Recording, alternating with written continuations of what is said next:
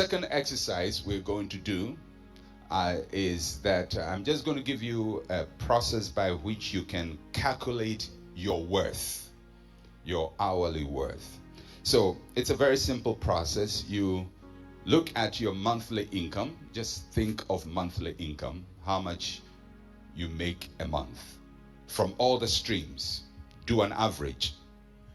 So in a month, how much do you make? You divide that by 12. That will give you, no, yes, you multiply it by 12, and that will give you your annual income. And then you divide it by the figures there. If you do an 8-hour day, you divide it by 2. Number 4, you have to set higher financial targets each year, because inflation is going to eat your income. Inflation is going to reduce what you earn. If you earn £100 this year, next year that £100 will be less by a couple of percentages. And if you go at that rate and you earn the same amount of money without increasing your target, you will end up with depreciation or depreciated value of your income. So every year you must set new targets. Now I did these things just without anybody telling me. I set financial targets, and I've been doing that for much of my life. Every year I said, well, I want to earn so much. I want to move from this level. I want to be able to make this amount of money, and find ways in which I can attain to my targets. And number 5, very important, there will come a time when you cannot work actively. Prepare for that time. Invest for your retirement. Whether you like it or not, your body cannot take constant work actively. So you must prepare for the time when you are not actively engaged in work. I believe retirement time must be the most enjoyable time for everybody.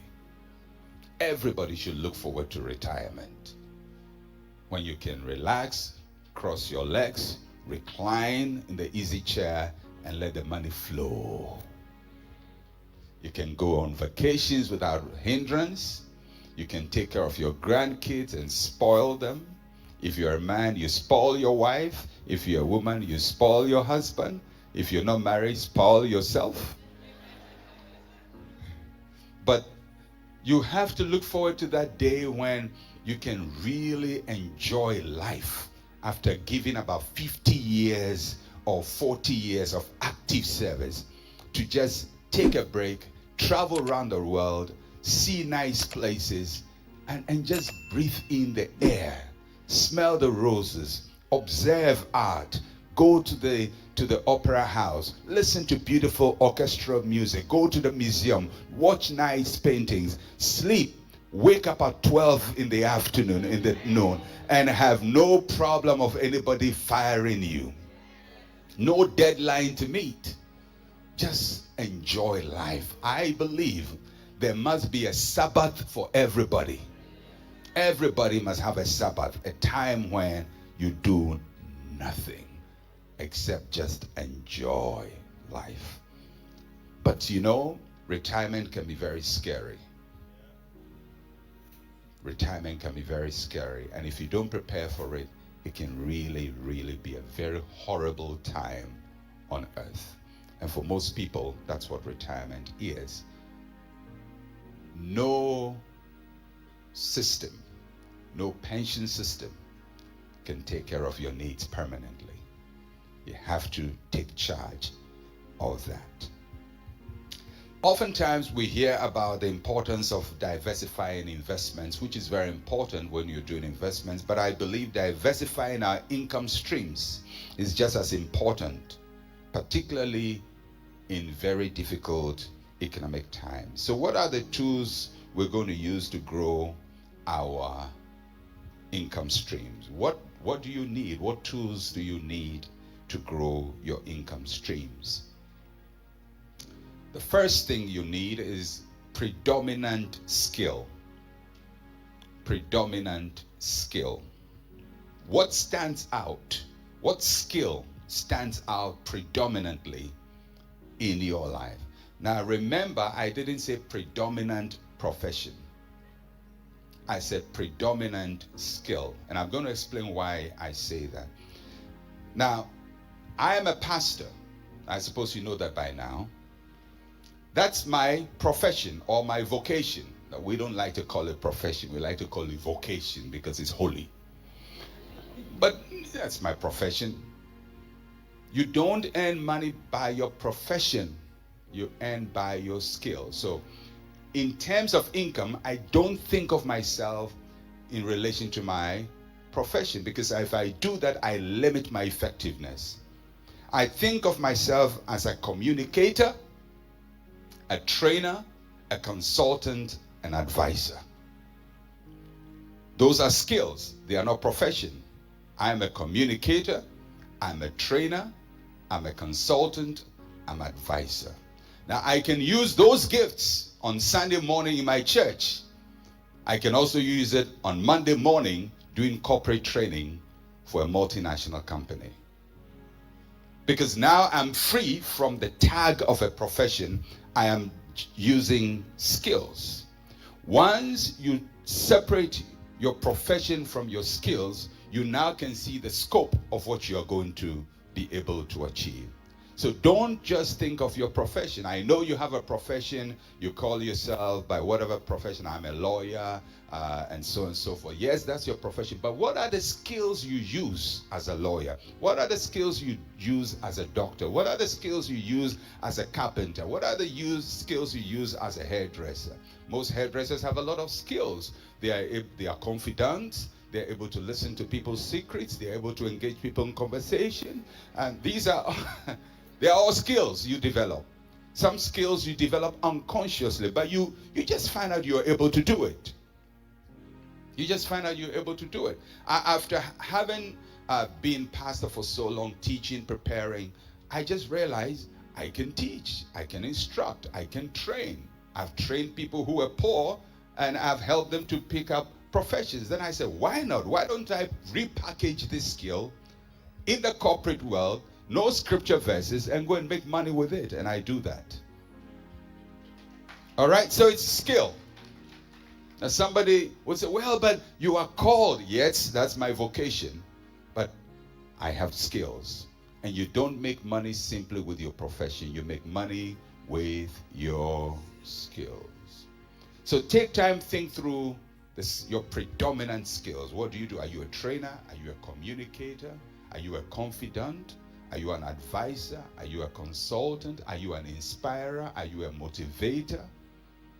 Are you creative? Think of all those things. Do you have a sense of color and shapes and structures? Can you put things together? Can you organize? Those are your predominant skills. Secondly, you have to consider your secondary skills. I see my predominant skills as communication, training, advising, consulting. But I have other secondary skills. I have a sense of color. I have a sense of art. I think I'm pretty good with those design, because in my previous life I used to do a lot of that. But no, those have become my secondary skills. I need those. And everybody has got secondary skills you have developed. Sometimes you develop them by virtue of having done something over a long period of time, or you've worked somewhere for a long period of time, or by association you pick up all these skills and you realize, oh, I can do that, I can do that, I can do that.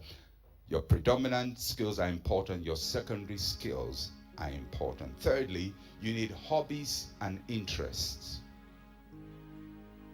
Things you love doing for fun but tend to be quite good at. It could be playing golf, playing football, understanding football. You know, it's amazing the number of people who understand football these days. You know, You know, it used to be that only football coaches understood a football game. When most of us, when we watch football, we're just waiting for goal. You know, but these days I listen to people, young people, and they know formations, and they know attacking midfield and defensive midfield, and who is a box-to-box player. And I said, this is skill. These are hobbies, but the hobbies have given them talent, skill, ability. They can make money with that. Don't just support Chelsea. Don't just support United. Do you know that YouTube is still one of the easiest ways to create a passive income stream for yourself as a side hustle?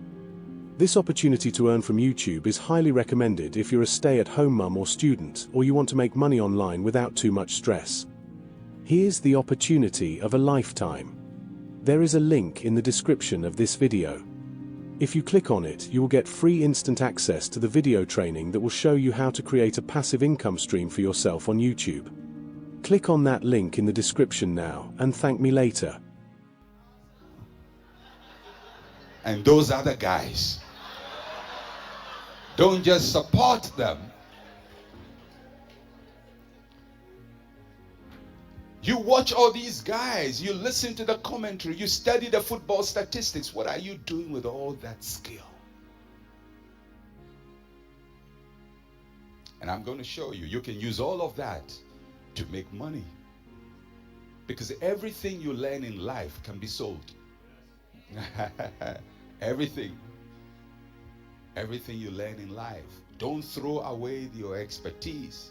You can make money. It may not be huge monies. You can make a lot of passive money with your hobbies, your interests. Then you need financial reserves, saved money you have saved. There could be monies tied up in assets, but it's money that can be used, liquidity. Or you can liquidate very quickly as cash and use to do something of value.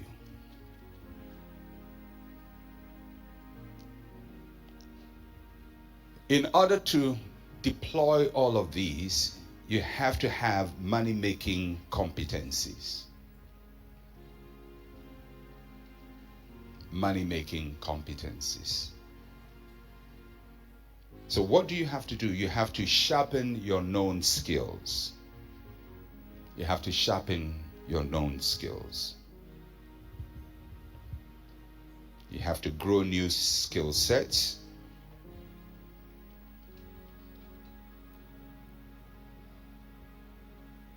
You have to develop efficient work habits, which is very important.